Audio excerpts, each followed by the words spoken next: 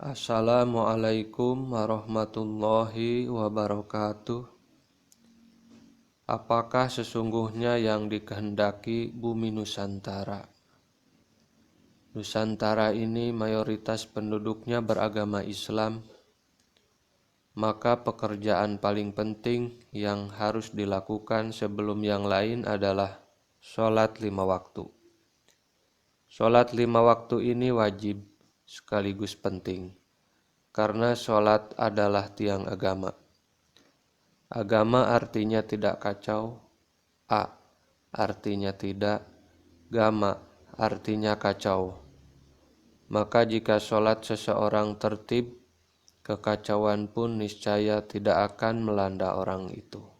Artinya orang itu tertib, hatinya tertib, keyakinannya kepada Tuhan tertib, energi-energi yang bersentuhan dengan jiwa dan raganya pun insya Allah merupakan energi-energi yang positif dan tertib. Lalu ketertiban itu kemudian akan menimbulkan ketertiban yang lebih luas lagi, yakni ketertiban sebuah negara. Tentu saja, sebab seperti yang pernah saya katakan di video sebelumnya, bahwa situasi dan kondisi negara itu bergantung kepada situasi dan kondisi penduduknya. Tertib penduduknya, tertib pula negaranya. Dan tertib di sini bukan dalam arti aman atau sejahtera saja, tetapi juga terpeliharanya nilai-nilai keberkahan yang tak teramati mata lahir, akan tetapi insya Allah berdampak besar, bahkan boleh jadi berdampak paling besar. Sebaliknya, apabila suatu masyarakat negara tidak beres sholatnya, maka kekacauan pun akan melanda masyarakat negara tersebut.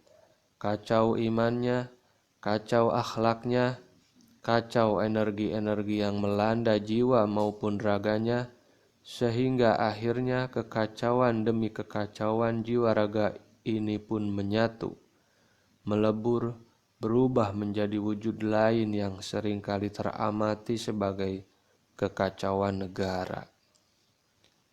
Kembali lagi ke pembicaraan awal, bahwa apakah sesungguhnya yang dikehendaki bumi Nusantara ini? Nusantara ini mayoritas penduduknya beragama Islam, tetapi masalah sholat belum menjadi prioritas utama bagi para pemangku kebijakan. Jika telah menjadi prioritas utama, maka sejak dulu mungkin sudah diberlakukan bahwa setidaknya 15 menit atau 30 menit sebelum tiba waktu sholat, pekerjaan apapun harus dihentikan. Maka di kantor manapun harus dijadwalkan. Dalam bidang pekerjaan apapun harus diterapkan. Begitu pula 15 menit atau 30 menit setelahnya. Pekerjaan hendaknya tidak boleh dimulai dulu.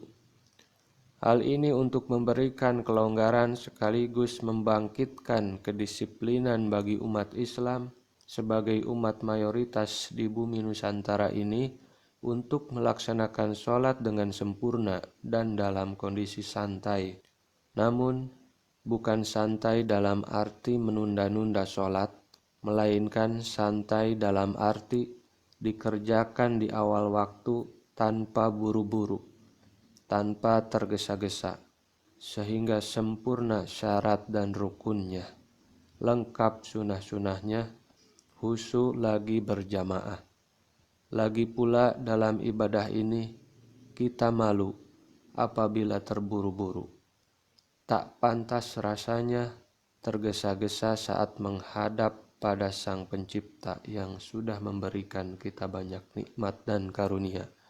Jika umat Nusantara akan memprioritaskan ibadah sholat setelah menghadirkan kelonggaran waktu, berikutnya yang juga penting dilakukan adalah pengawasan pemerintah terhadap pelaksanaan sholat ini. Sehingga pemerintah kemudian selalu menanyakan tentang kedisiplinan dan pelaksanaannya. juga selalu memeriksa dan memberikan sentuhan-sentuhan perbaikan terhadap fasilitas-fasilitas ibadah yang bersangkutan dengan sholat ini. Begitulah seharusnya, karena sekali lagi, sholat bukan hanya sebagai tiang agama, tetapi juga penopang ketertiban negara. Meskipun dalam niatnya tidak boleh diarahkan ke sana, melainkan harus tetap lillahi ta'ala. Tidak hanya dalam ibadah sholat, dalam ibadah lain pun hendaknya berniat lillahi ta'ala. Tidak boleh berniat selain lillahi ta'ala. Demikian pembahasan kali ini, semoga bermanfaat. Assalamualaikum warahmatullahi wabarakatuh.